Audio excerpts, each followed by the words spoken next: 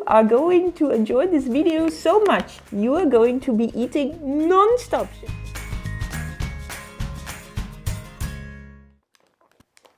Hello everyone! So today we are going to talk about how to keep your cat busy when you don't have time. As you can see, Stormtrooper owns a lot of passive play toys, but we are going to work our way up from very simple to a little bit more sophisticated. And yeah, I hope you enjoy. So first, of course, we will need food because we want the cat to be busy with food. So we use for Stormtrooper these evil sausages that he dies for. They come in these little packages. Yeah. You see, yeah, these he likes really. And then we have these little crunchy pillows that he also really likes. So we want to find something that has a high value for the cat so that he really is engaged for a long time to search or to try to get to his favorite treats. So one of the easiest things how to keep a cat occupied and where you do not need to go shopping in a pet shop or something is if you have a box. We like to use these little boxes where our tea comes in. Then what we do is, in the beginning, we do it very, very easy, very, very simple. Careful, do not cut the cat. You just cut some openings into the box. In the beginning, you want to make these openings rather big so that your cat has easy success. And then later on, you can make them a bit smaller so that it gets a bit difficult. So I cut the openings in here. And now, since this box opens here on the top, I wanted to close it with a little bit of Tesa strip, but we ran out of Tesa. So what I will use is I will just use one of these elastics so that the big opening is closed. And now, of course, you guessed it, I take his treats. I put them inside and then we go. Cat, Stormtrooper, guck mal. Oh, it's feeding time. So I can put him in the box now and he will just be busy trying to get his treats out of the box.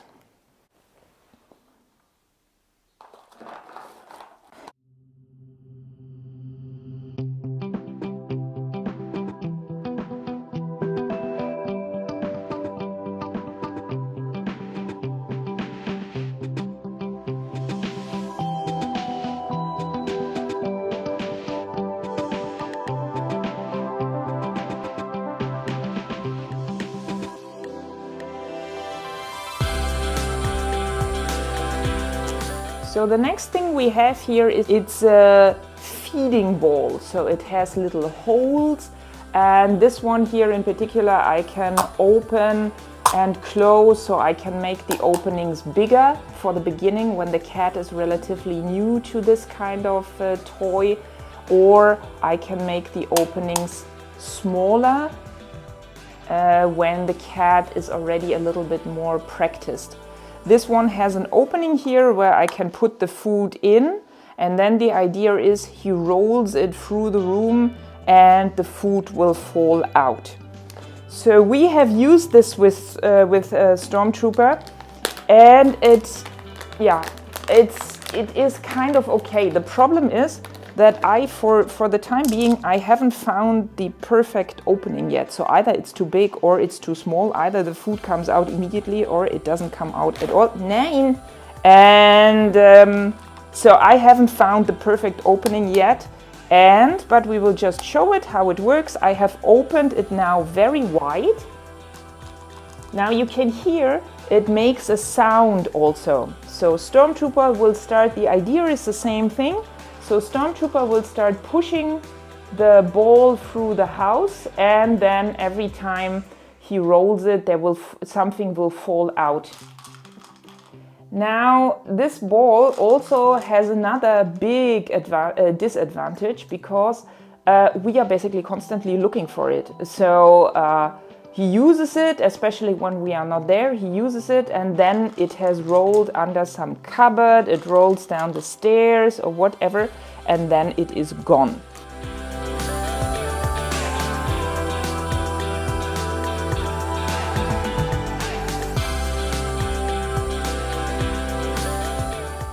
So this one here, this egg-shaped thing, is one of my favorite when it comes to interactive toys where the cat needs to put some action in order to get the food out. The big advantage when you compare it to the ball is that it has a base where it stands. So you put it on the floor and it doesn't go anywhere. Now, I put it and then he is supposed to move it with his paw and the food will fall out. They come from different companies. This one here is a little bit adventurous, I would say, when it comes to operating it.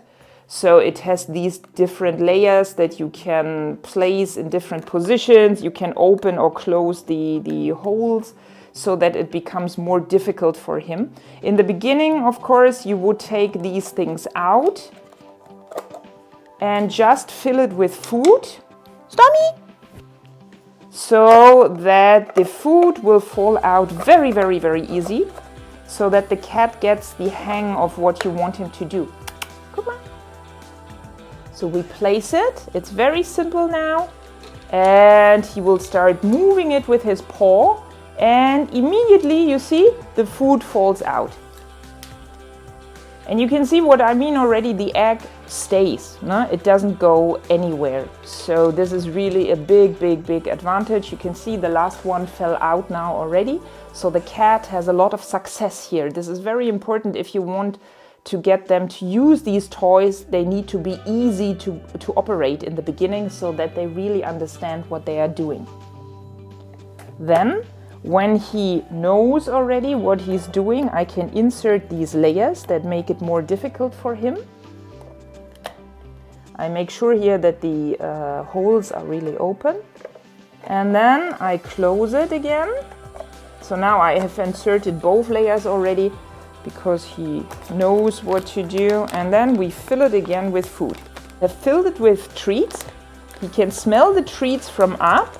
And now he needs to start shaking it so that the treats will start falling down. Mal gucken, ob die da durchpassen. Weiß ich gar nicht. Yeah! So now he did a very genius move here. He just threw the egg over so that they fell out from top. But no matter how we get to the food, he is at least occupied.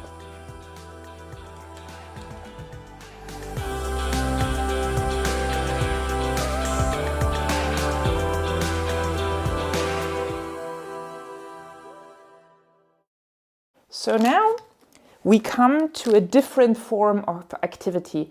Until now it was all about food is in a container, he needs to push it around to get it out. These here are so-called sniff carpets or sniffing carpets. They have different materials, structures, and you are supposed to hide the food in there so that he can use his nose in order to get it out. They are actually for dogs, but I find they work for cats really well really well. This one here was our first sniffing carpet. It's really nice, but as you can see here, it already gave into the teeth and to his claws.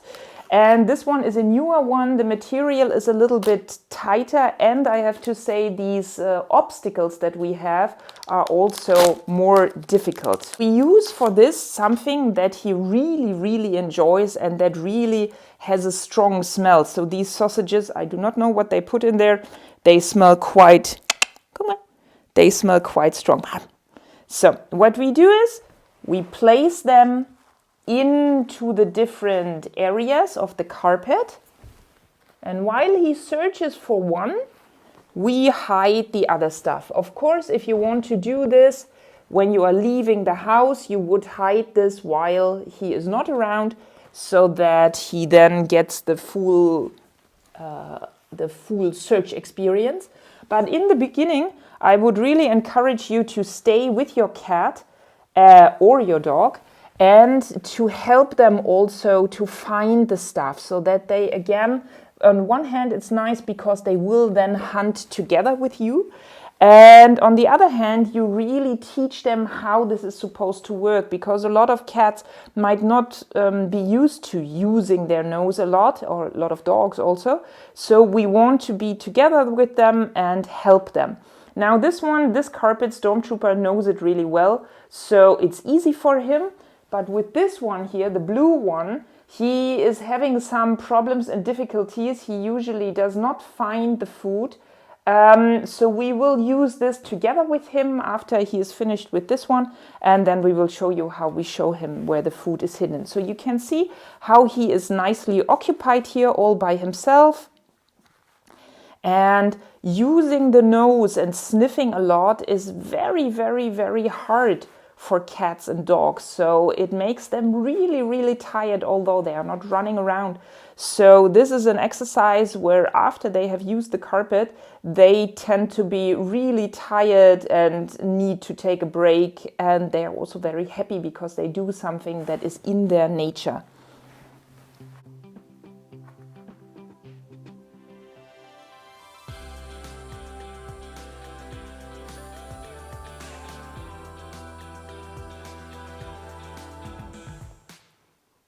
Here is, like I said, one of the latest addition to the Stormtrooper play family.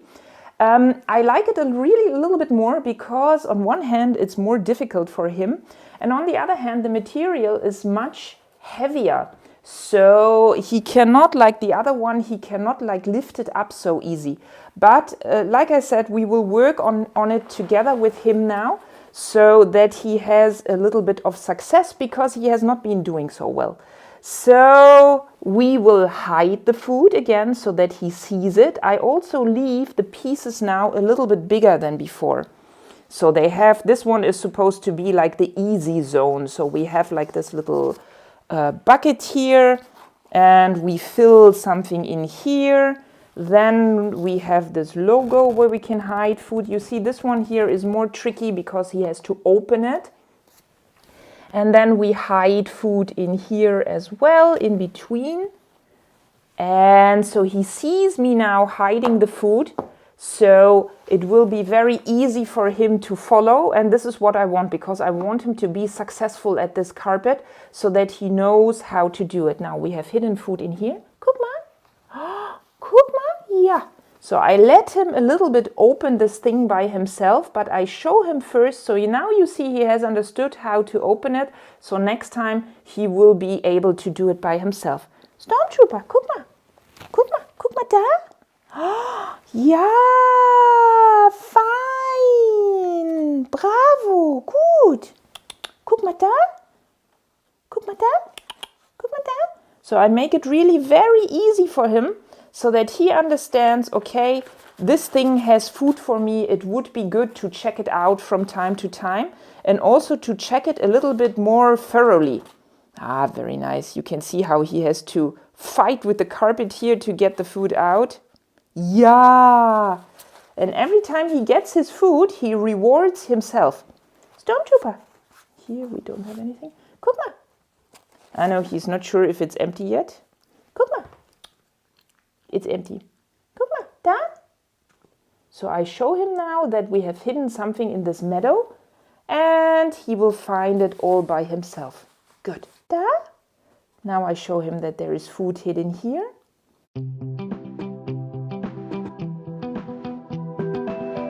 So now another thing that you can do is that you just hide some of the food on furniture that your cat likes to sit on or likes to climb on. So for example, his cat tree. So what I like to do before we leave for a longer time, I just like to hide some, or to place some food on his cat climbing things. So on one hand, it gets him to climb up, so it makes him a little bit tired. And on the other hand, again, he searches with his nose. When you leave your cat, you would maybe just place one thing on the floor, and then when he is a little bit bored and he walks through the house, he will find the thing on the floor, and then if you have practiced this also a little bit with him, he will know, if there is one on the floor, maybe there is something that I can find up. So he will be all engaged by himself to find the food that you have hidden when you were still at home, and he is busy now all by himself.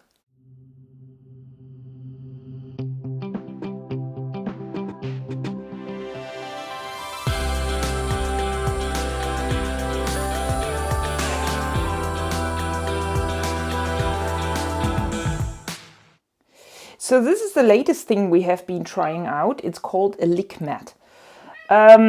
It has these little things on the back that you are supposed to glue it to the wall with, and then the cat is licking food out of it. Yeah, we have been using it. He licks his food out, but I have to say I find it's a little bit messy and it doesn't keep him occupied for very long. But anyway, we have it now and we will just keep it in the run. So we use these little, liquid is the word, that are liquidy. And now a thing that I learned is to best place the lick mat on the surface that you need it to be before inserting the food, because when the food is inside, no chance that you can push it to the wall firmly. So now we put the food inside. We will not put too much now because the cat is already rolling around. So the idea is that the food goes in these little areas between. So.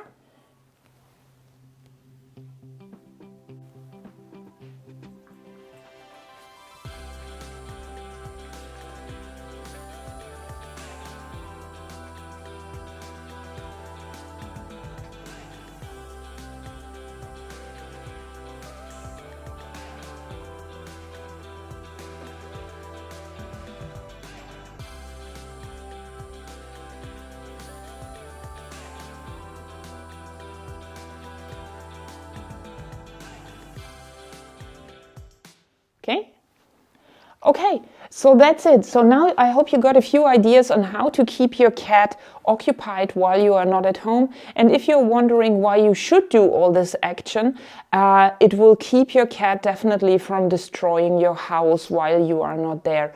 So try out a few things, leave a comment down below, and if you like what we are doing here, then please don't forget to subscribe to the channel and give us a thumbs up. We will see you in the next video. Bye bye!